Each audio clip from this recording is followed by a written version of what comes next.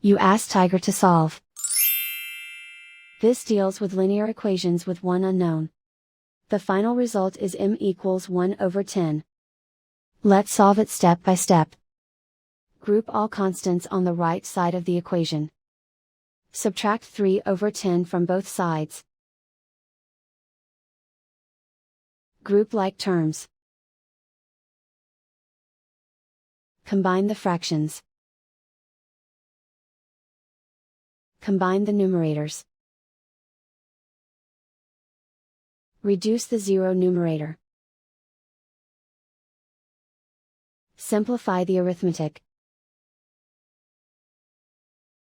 Find the lowest common denominator. Multiply the denominators. Multiply the numerators. Combine the fractions. Combine the numerators. Convert the m into a positive number. Multiply both sides by -1.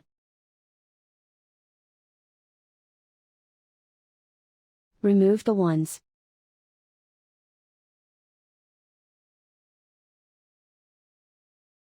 And so the final result is m equals 1 over 10.